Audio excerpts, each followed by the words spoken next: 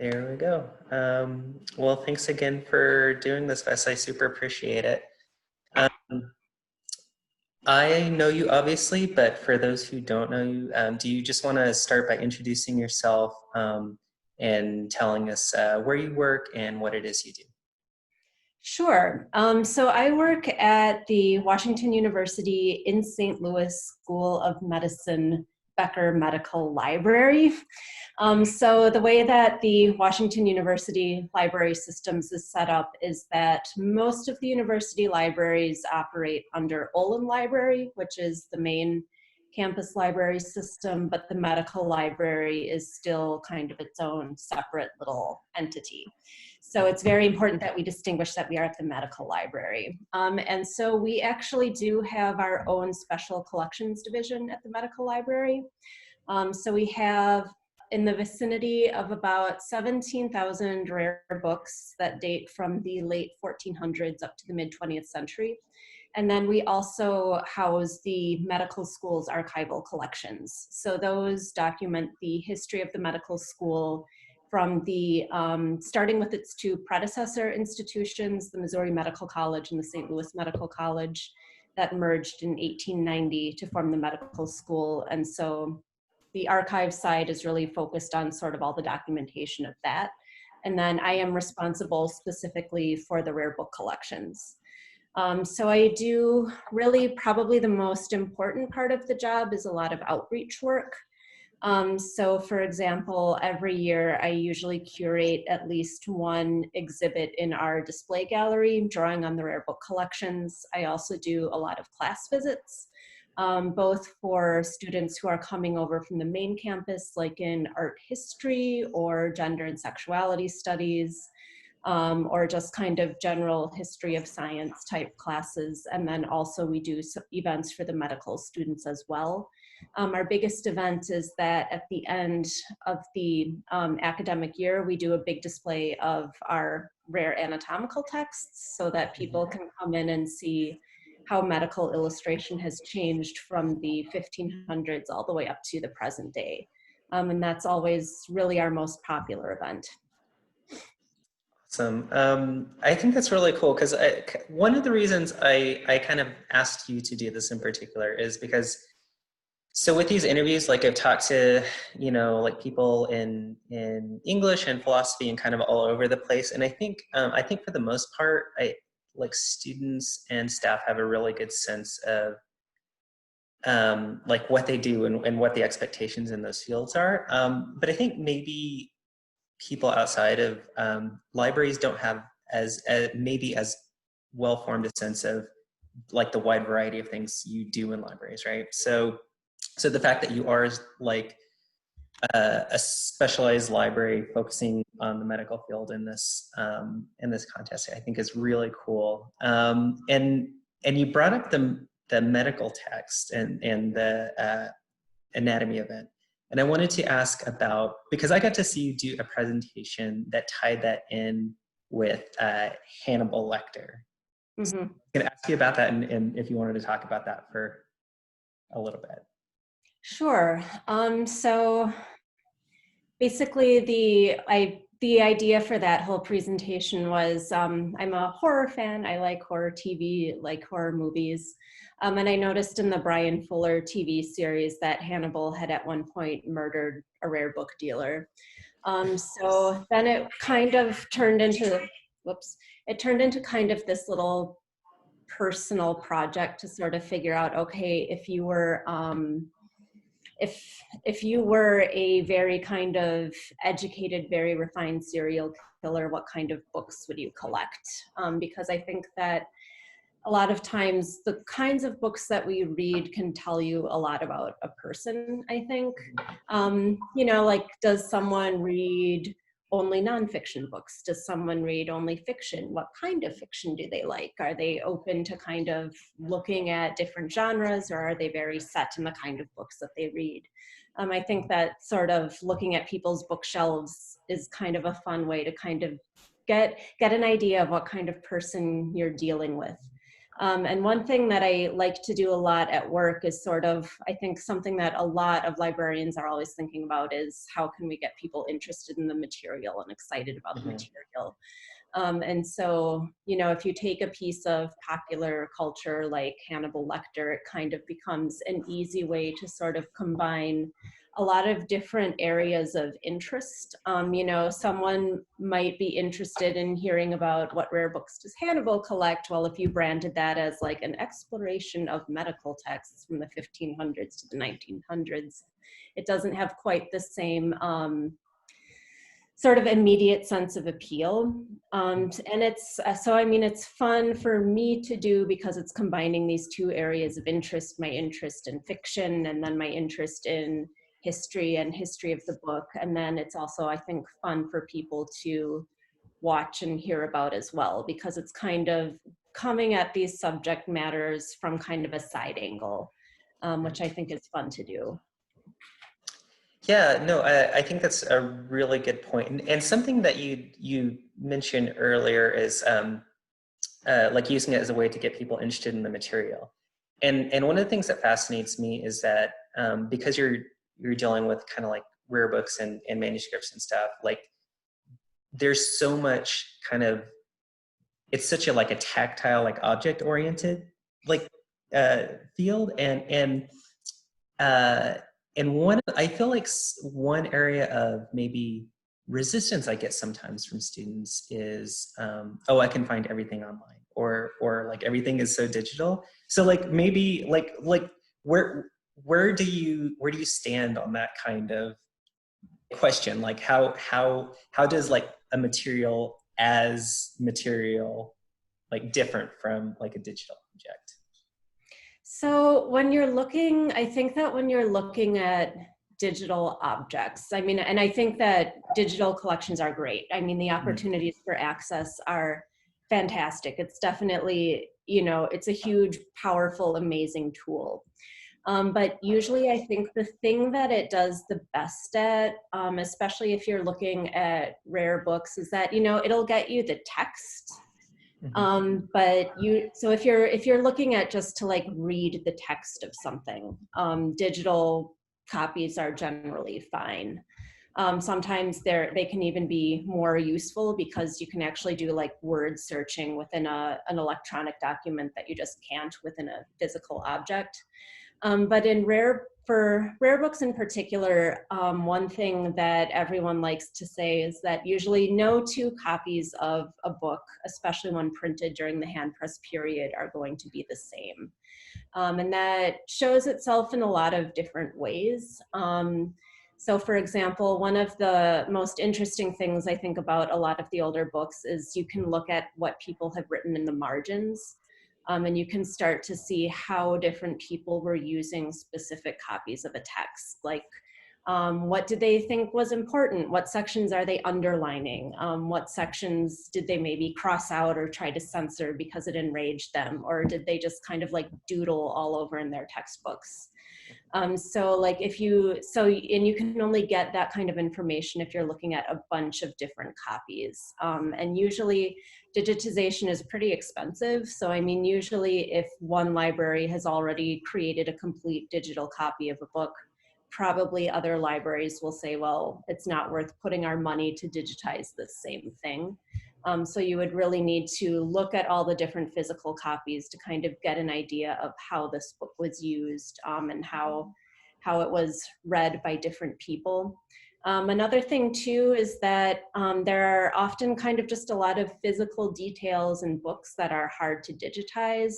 So for example, foredge paintings are really interesting. Like, I don't have one sadly, but you know, a lot of books, they'll have like little pictures on the foredge there.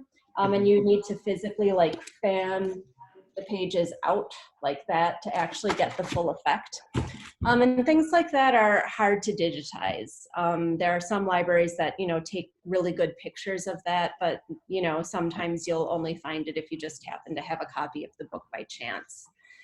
So digital copies they're really good for text or even still images.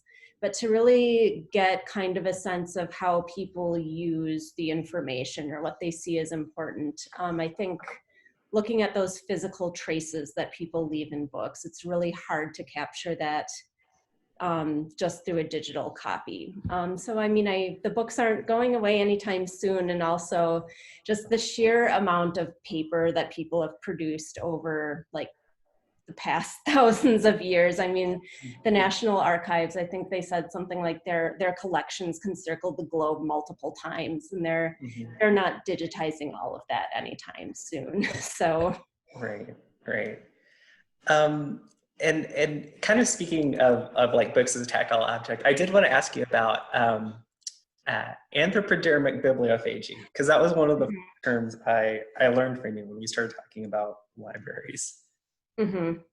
Yeah, so basically that means books bound in human skin. And so this was a thing that happened. It seems to have been most prominent during the 19th century. And actually the Mutter Museum Library out in Philadelphia, their library has like the largest concentration of books bound in human skin, because they, a lot of theirs are cases of doctors having used the skin from their patients and using it as a book binding. So there are a lot of issues with it. One of the biggest ones being this idea of consent.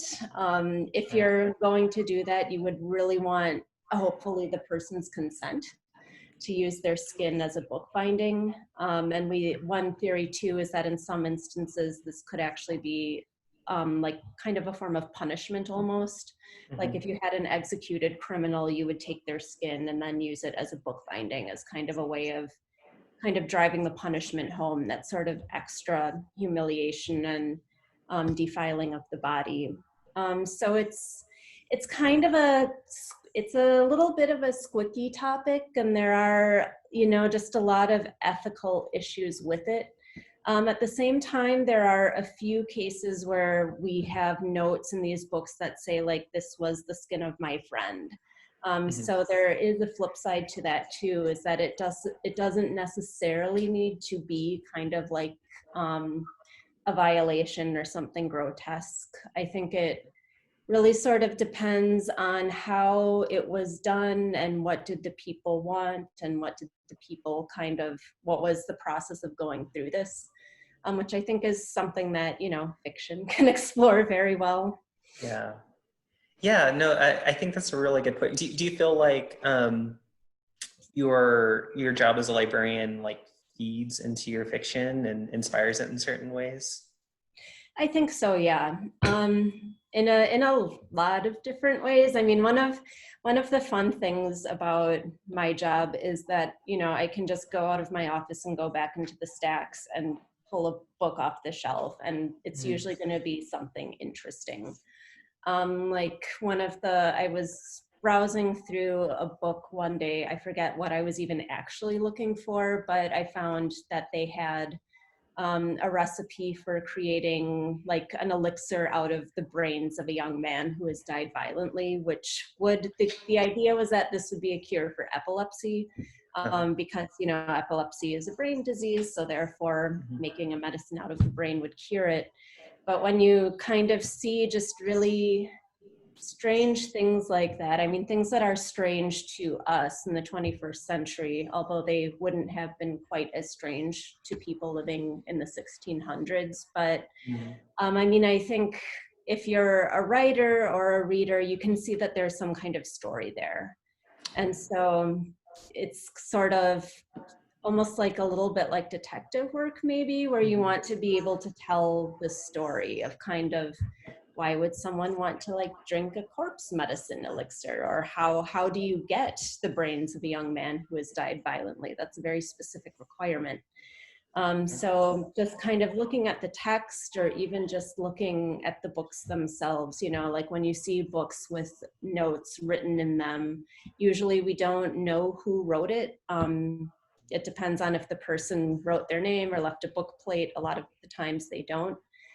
So it's just sort of a fun experience when you can hold a book that's, 300 years old, and you can see all of these traces of who had it before you, and they had their own lives and thoughts and experiences, so you can see all of those stories just everywhere.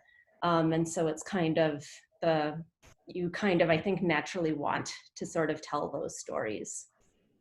Right. Yeah. No, that makes a lot of sense. And when you're talking about the kind of brain elixir, it made me think, just because I'm not sure how consciously we think about this sometimes, and especially now with it seems like every day they're coming out with new new studies and papers related to like our better understanding of COVID and its effects and stuff. And so I think sometimes we forget that like medicine is kind of this cumulative, like iterative process of like trial and error and figuring things out. And sometimes it has this kind of problematic history, right? In some aspects.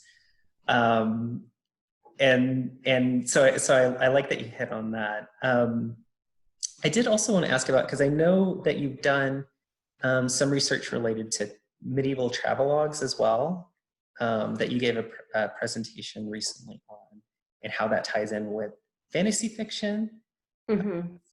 So maybe if you could just kind of unpack that a little, and kind of how that, like, did you initiate that research? Was that something that kind of developed naturally from your work, or did it start with an interest in fantasy? I'm trying to remember how I started planning that paper. It's always hard after the fact, like, why did this idea happen? Because we were looking for topics for our third semester research paper. And so I read a lot of fantasy fiction. And so when I was kind of thinking of what I might want to do, like a really deep research project on, I remembered that way back in undergraduate, in one of my seminars, we had to read this book, The Travels of Sir John Mandeville, which was written way back in the 1300s, and it's basically his account of the history of the world. And so one thing about his book is that even though it has kind of these very straightforward accounts of, and here's how you go to Jerusalem and what you can see in the Holy Land, it also just has these very purely fantastical parts where he's talking about islands where people live up in the trees, or there are giant snails where you can actually live inside of them like a house. And so these things that are just purely in the realm of fantasy. And so then kind of using that as a starting point, you kind of really start to see all of the connections between them, especially with fantasy written in the like American and European tradition. This idea that characters are going on a journey, and as you move further from home, things get kind of increasingly strange and weird. So kind of starting from there, I read a lot of other medieval travelogues too, like Marco Polo is probably the most famous one, and also William of Rubric, who was a little bit before Marco Polo. And then pretty much in all of the medieval works, you kind of just see this blend of fact and fiction that was pretty standard for the time, because the way that people thought of information was just sort of very different. We're a very visual-based society, so we like photographic evidence that something is true, and they were more reliant on textual authority. So, if someone in ancient Greece or Rome had written that there were unicorns in India, well, it must be true because Pliny is, of course, correct. So it's really interesting that you can sort of see that 800 years ago, kind of something that we would think of, oh, these parts are clearly fictional, that was factual, and now kind of that model of this idea of the journey into the far off lands, that's kind of become a part of our fantasy fiction when it was originally more part of this factually based writing tradition. Yeah, well, and I think that's interesting because I think it also shows that we have like a history of doing this, right? So I'm thinking of like the proliferation of like conspiracy theories and like doctored photos and all these things online, that I feel like kind of speak to like, maybe what we've always been doing in terms of like trying to record and document these like tall tales or yeah, trying to kind of create these fantastical like versions of our world. Um, I I did want to ask how you got started in libraries. Was it a conscious decision? Did you kind of, because I feel like I kind of floated into it, and it was very much a case of uh, like happy circumstances and kind of figuring it out as I went. But I'm curious what your process was, if there was a process. There was a process. I kind of had that moment of panic when you're a liberal arts major as an undergrad, and you realize I need to live a life somehow. Yeah. And so I actually, in my senior year of undergrad, I actually talked to the special collections librarian at Oberlin where I went. And he kind of told me about some of the options that were kind of available in library land. And he mentioned special collections in particular. And I thought that that sounded kind of interesting. You know, you could actually get to work with the historic materials and be kind of in the world of historical research without going the PhD route. And at that point, I knew that I probably wasn't going to be going for a PhD. So I took a gap year between undergraduate and when I applied to graduate school. And I actually did a program out at the University of Maryland where you got your master's in library science and your master's in history at the same time. Which if you're looking at special collections in particular, I think that's a pretty good combination. And then while I was out there, I just did a lot of internships, both in archives and also in rare books. Probably when I was in library school, I actually did more of the archival work. And then I sort of fell into rare books afterwards when I got the job at Washington University. Yeah, very cool. So if, because here at SEU, we have the school library and media program, and we have, and also we just have a lot of students, and they tend to be English majors, honestly, who have like interest in like how to become a librarian, and they're coming at it from a lot of different kind of backgrounds and kind of areas of interest. Based on your own experience and kind of building a career out of this, do you have any recommendations or advice that you would give to people looking to be a part of library land? I think one thing that people looking sort of at libraries don't necessarily realize right off the bat is that there are a lot of different kinds of librarians and that we all do different kinds of things. So I like doing outreach stuff. I like talking to people about the rare books and doing classes and sort of the presentation part of it. But I don't think I could be a cataloging librarian because dealing with the metadata, it just kind of breaks my brain. I can't keep track of it all. But there are other people who are completely the opposite, and they love doing sort of that really detailed metadata type work and don't really like talking to people. So there are lots of different ways to be a librarian. And so probably the best thing to do is to either find a job as a student working in one of the libraries, or if you go to library school, having some kind of internship or hands-on experience, I think is probably the most important step, just to kind of figure out what you like doing. I mean, maybe you really like reference work and kind of being the public face of it, or maybe you like doing serials work, working with all of the journals. There are just so many different kinds of librarianship. So definitely get experience and also just talk to different librarians too and ask them about what they do and what they like about it and what they don't. Because there's really kind of no one way to do it. There are so many different paths. Yeah, that's a really good point. And sometimes I feel like those paths will change. Like I started out as a cataloger, and then somehow ended up in outreach, which are like usually those are almost Wildly diametrically different. opposed, right? So yeah, sometimes you'll end up in a place that you didn't expect, I guess. So I think that's great advice.